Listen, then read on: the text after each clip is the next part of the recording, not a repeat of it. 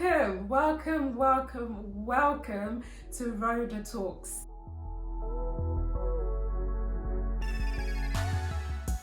My name is Rhoda and I am a positive mental well-being advocate. Basically, I am here to promote your mental well-being, to make it feel good, but most especially find out why it's feeling poorly and then do the right things to make it feel better. If you are looking for a place where you can check in with your feelings, see what's going on, make sense of them, and ultimately find peace in terms of you're dealing with them, you're finding peace and you're promoting your mental well-being, and it's getting better and it's getting better and it's getting better. If that's what you are looking for, then you are in the right place, because here in this space, in this community, oh my God, we will promote mental well-being. We will have great mental well-being. Most especially, we'll be able to create and maintain a stable mental well-being. So for those who don't know, anxiety is a form of mental illness. Now, it doesn't mean that I'm crazy. It doesn't mean that I'm broken somewhere. It just means that my reality is based on fear, based on what if, oh my God, and then. So imagine always thinking in your head like everything's gonna go wrong. Like you're just in this space where fear just overtakes everything, your thought processes to your actions to how you even carry yourself. Anxiety is real, and to the people out there who suffer from anxiety, obviously it varies from person to person. Like some people have legit anxiety attacks, like they just can't process anything at that point, like to the point that they can't breathe. Anxiety attacks are the worst, like panic attacks are the worst, because you're just so overwhelmed with fear that you think you might just die. I know to everyone else out there, they're thinking, what, like die? No, your chest just tightens up. Like you just feel this tightness in your chest. Like you feel like you can't breathe. You feel like this is it. Like today is the day you're going to meet your maker. And it's not funny, but it's to let you know that I have an idea of what anxiety is and what it can do to the mind and how it can manifest in the body. So now that I've given you a little bit of background in terms of the kind of person that I am, let's get into the steps and the things that I did to overcome anxiety in 3 months. Okay, let's do this. So overcoming anxiety doesn't necessarily mean like it's gone, like bye anxiety, who are you? No, I'm human. I still have my days where the fears creep in, but I know how to manage it. I know how to deal with it now. So I know that anxiety is literally not my reality. So I've learned ways to kind of overcome that, and that's what I'll be sharing with you today. So the first thing that I did in managing my anxiety was basically rationalizing my thoughts. I know, it sounds like, what is rationalizing your thought? What does that mean? Basically, you literally sit down with your thoughts, yeah? So that's Rhoda 1, that's Rhoda 2, that's Rhoda 3. You have different, you see all that anxiety, them fears that talk in your head, invite them to the table. Sit them down and say, okay, let's talk. Let's really get into it. What are you saying? So I sat down with my thoughts and I said, all right, so you go, what are you saying? And this one is like, well, you know how like you had a mental breakdown, yeah? You will never recover from it. So if I were you, I'll just give up. Another one was like, well, people probably think the worst of you. And then the third was like, well, still like, I'm just here to remind you of when everything went wrong, and yeah, say something. Imagine. So this is me and everybody's just talking. So to rationalize my thought, I literally said, all right, cool, I hear you, and I hear you. But what is the evidence? Please present your case with evidence. Where was the evidence? There was none. And even the times that, for example, the one that was reminding me where everything's gone wrong, I then said to her, all right, cool, so everything went wrong, but did I die though? Like, did I legitimately die? No. So what's your case? What is your point? Case dismissed. Now, it sounds like A, B, C, and you're done. No, it wasn't like that. But that was the first step in battling with my anxiety. In terms of these things that was causing me fear, I had to ask them in terms of, all right, cool, back up what you're saying. And then when I couldn't find evidence to back it up, I had to dismiss it, just like you would do in a court. You go and present your case, you present your argument, you present your evidence, and then what? We make a judgment. And my judgment was, you don't matter. Because I'm still here.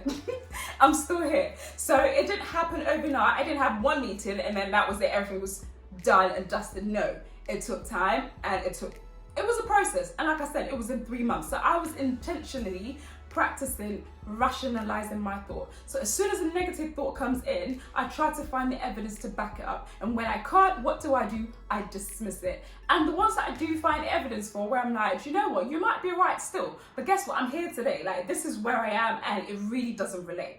A lot of the time, we carry on fear from the past things and we just carry that on into our future. If you deep it, women are, the future is now. The future that you spoke of 3 years ago is now. And this is why you have to rationalize your thought. If it doesn't apply to your circumstances right now, then why is it there? You need to let go. And then something else with rationalizing your thought.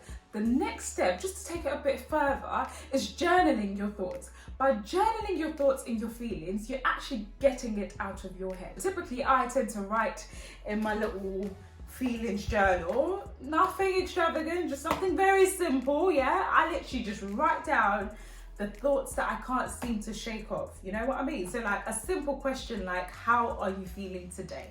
That is something that I'll start with, and I literally just let it go and just express how I feel. I also like make voice notes. So if you're not a writer, because I'm not gonna lie, writing is long, but you could type it. But if you're not feeling bothered and you just want to kind of just get it out of your chest very quickly, or where you are, you can't write, you can't journal it, then definitely make a voice note. Honestly, you make that voice note, you get it out of your head, you listen back to it and think, all right, cool, does this make sense? Does it not? Take what you want to take from it, delete it and keep it moving. Honestly, I didn't have to go and see a therapist. I mean, eventually I will, but I had to self-therapize myself at home. I had to think, hold on now, anxiety cannot take a hold of me. So by literally rationalizing my thoughts and then writing them down on something where I know it's out of my head, that has definitely improved. It's improved my anxiety in terms of just turning down that background noise, that constant negative nag in your mind, that negative Nancy, like, leave me alone, man. Let me live my life. It's not every day. Leave me. So you just like, leave me. That's exactly what you need to do. And these two things have helped me. So let's get into the third thing, because the list just keeps getting interesting. So the third thing on this list is to occupy your mind with the right stuff.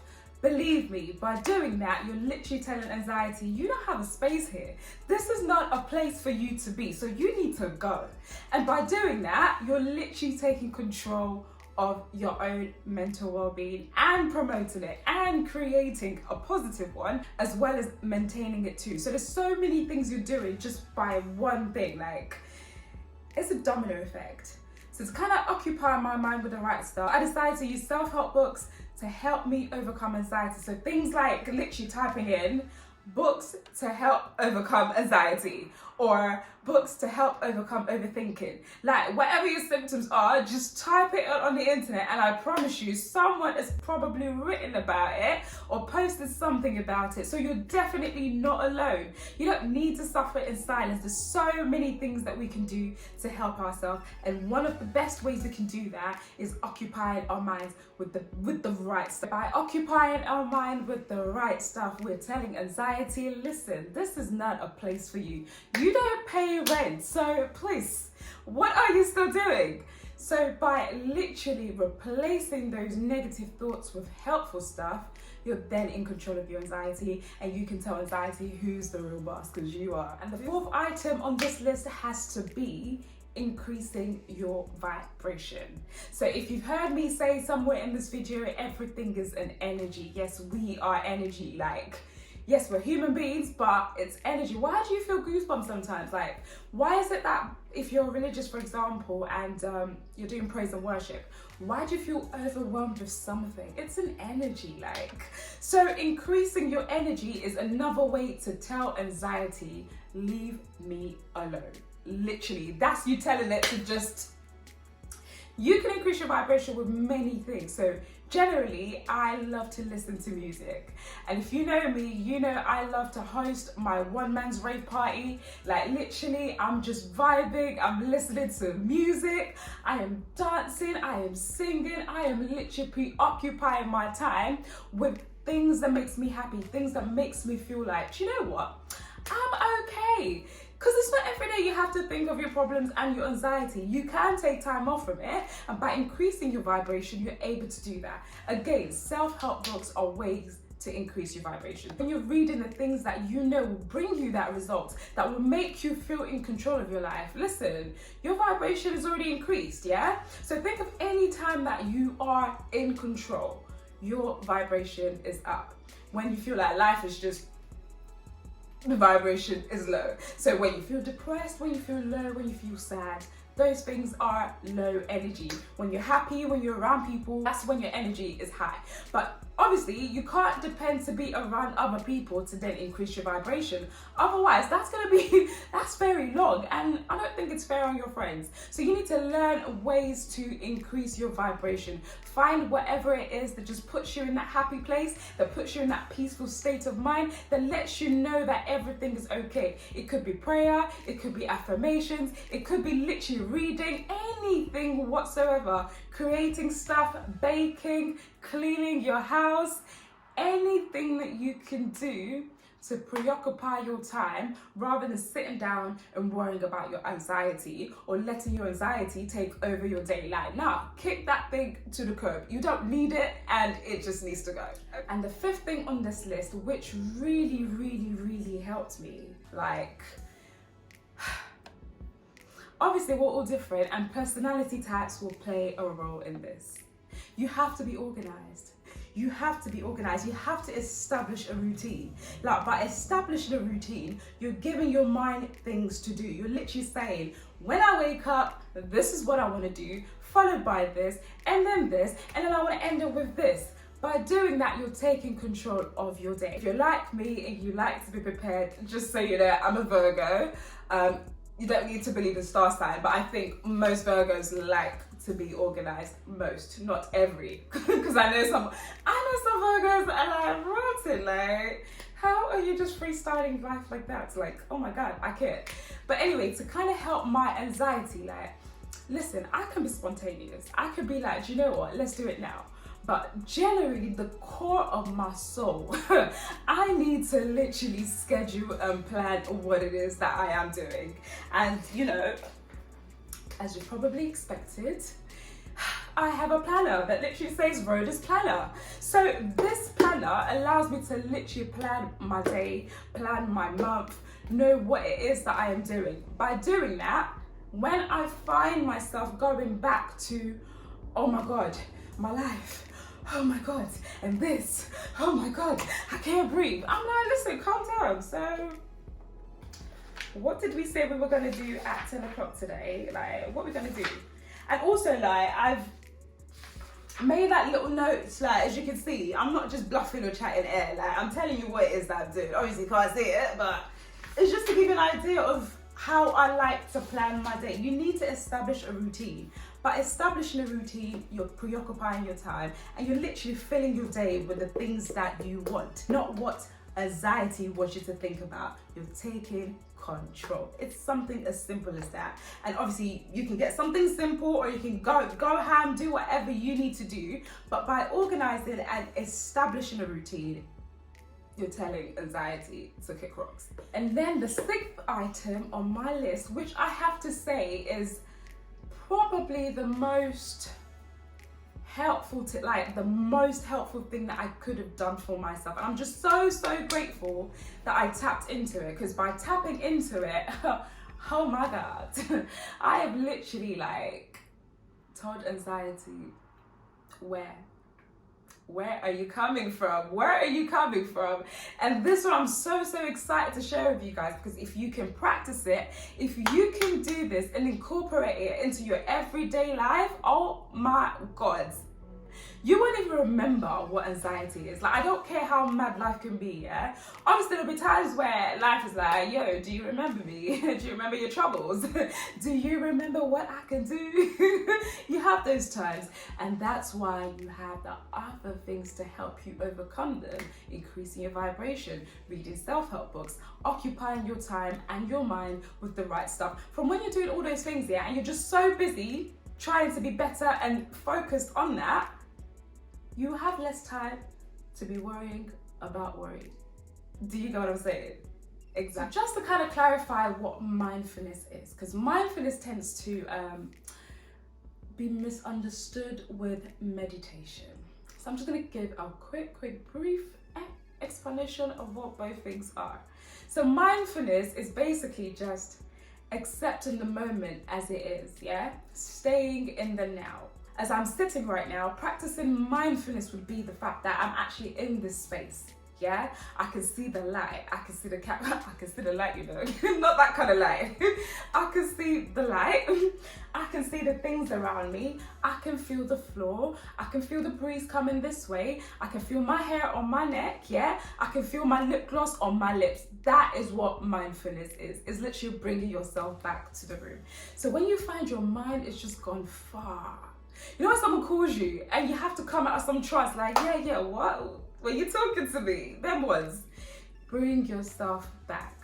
A good habit is just literally mention 5 things you can see around you, maybe 4 things you can smell, 3 things that you can touch, 2 things that you can taste, 1 thing that you can, I think, feel. So there's like different ways that you can be mindful. Even when you're washing the dishes, like, you can try explaining what you're doing to a blind person. I know it's mad, but the reason why anxiety grips on us is because there's so much empty space in there, so it just fills it up. So by occupying your mind again with other things, anxiety hasn't got the chance to be talking all the time. So you learn to just tune it down. So something like, I am washing the plate and the soap is on my right hand and the plate is on my left hand, and you make a song out of it. You just have some fun with it. So practicing mindfulness is just staying in the now, whereas meditation is more or less a breathing exercise. That's the simplest form I can put it, because people tend to think meditation means you have to lose all your thoughts, or your mind has to be blank, and that's what meditation is. No, meditation is literally allowing the thoughts to come and go. Like, you're not holding on to it. It's hard to kind of explain in that way, but it's like when you sit down and you focus on your breathing and you just pay attention to your breathing. Is it shallow? Is it deep? Is it fast? By asking those questions allows you to focus on your breathing. And meditation in the simplest form is breathing exercises. Once you can take control of your breathing, you can take control of the things around you. You can remember to keep yourself calm when anxiety is kicking you off. But mindfulness is probably the easiest thing to practice. Like, you just bring yourself back. As soon as you're gone, just look around you and be like, yeah, I'm in a living room space. I can see the light. I can see the light. I can smell this. That allows you to come back. And if you want to smell nice things, then definitely get some candles. Get you some essential oils, like things that you smell, diffusers that, you know, once you smell it, it just makes you feel calm. So I have quite a few candles in my house. I've got a few in my bathroom, I've got a few in my hallway, a few in my room, a few in my living room. Like, I just want to smell nice things, yeah? I want to smell nice things. And I smell myself too, so I spray nice things. That way, when I am in the moment and I catch a whiff of that goodness, I'm back in the present. Do you know what I mean? So that's the best way to kind of just occupy your mind.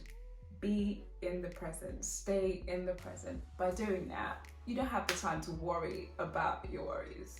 Yeah? And then the 7th item on this list, which is probably the most underrated one, I know. I like what I've done here. Just kind of flip the list rather than start.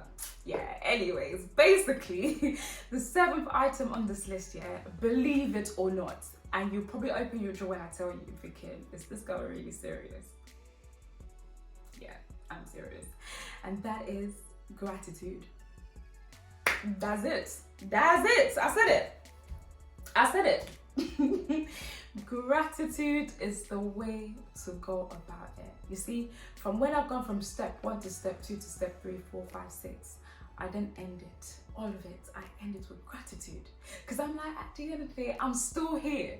The fact that I'm here shows me there's more to life than my anxiety. And if my anxiety didn't kill me yesterday, and it didn't kill me the day before yesterday, and the day before that, it can't kill me today. Not today, not today, not today.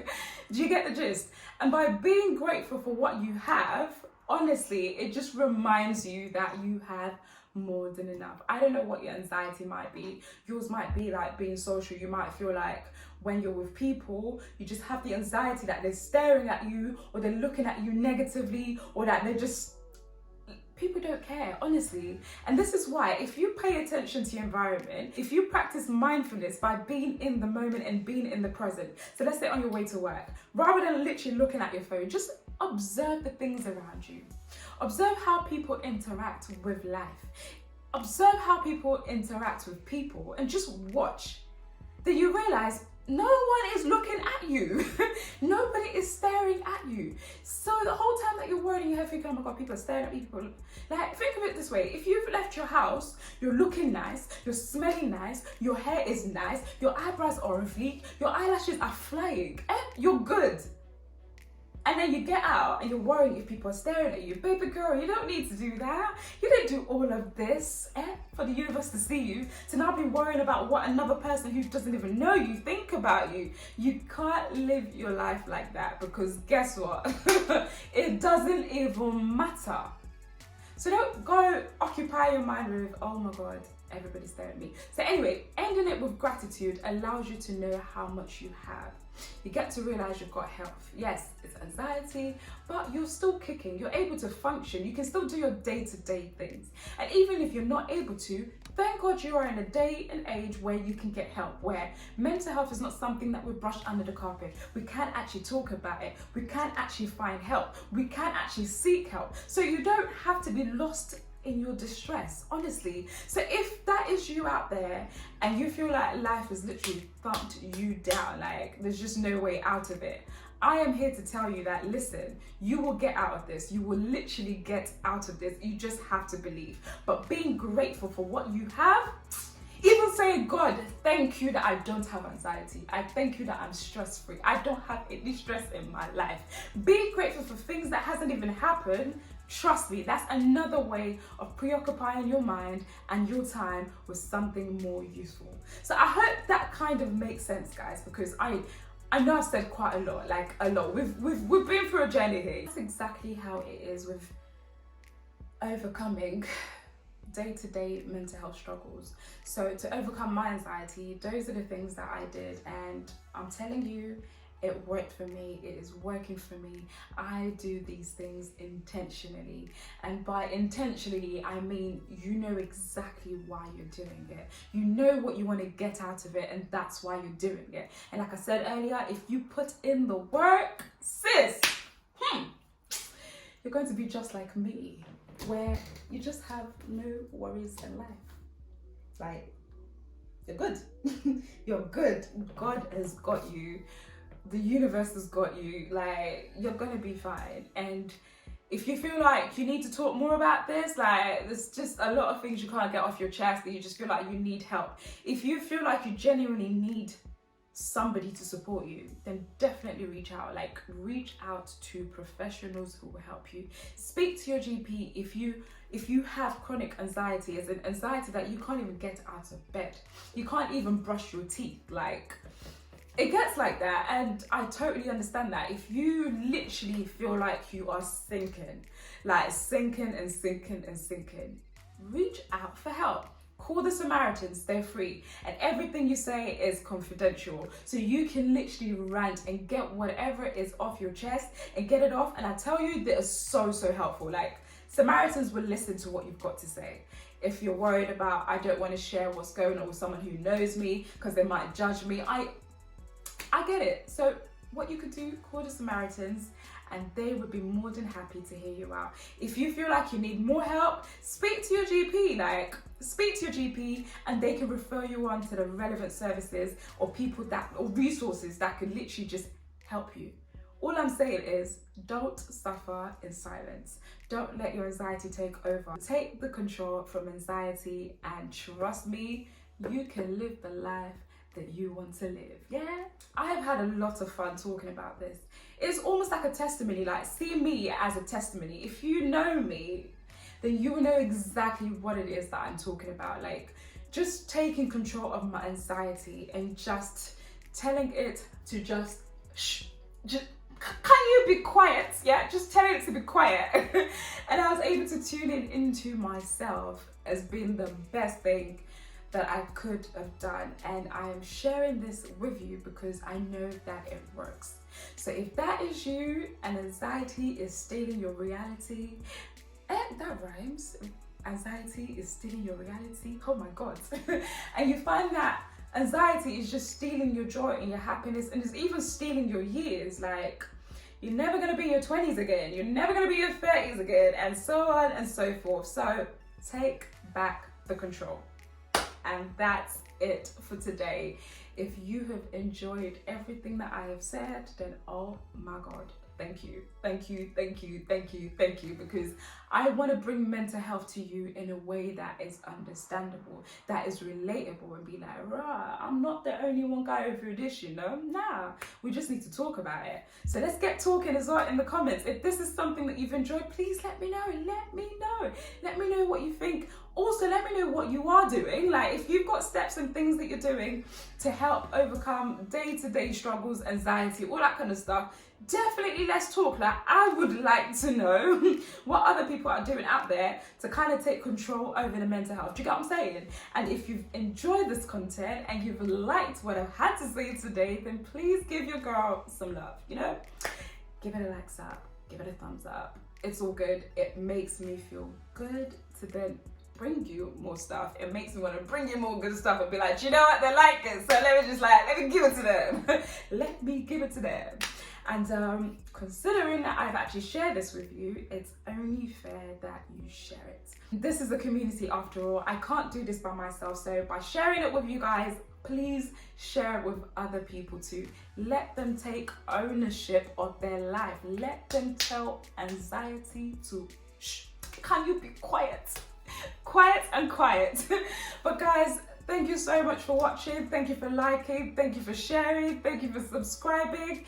If you haven't already, oh my God, you should check me out on Insta. You should, like, I'm quite fun. Follow me at Rhoda Talks, and let's get talking. Like, let's connect. Let's get all mental and just have a free space in our mind to focus on the things that matters. Until my next video, please stay safe, stay moisturized, and stay hydrated, okay? Please just stay hydrated. And this important tip here, just come, mind your own business. It's not a diss, it's literally the best thing you can do for yourself. By focusing on your own lane, focusing on your own life, taking ownership of your own anxiety, you're gonna be fine. Just don't watch what other people are doing. Focus on you and you will see results. Loads of love, and I will see you guys very soon. Bye. Mwah.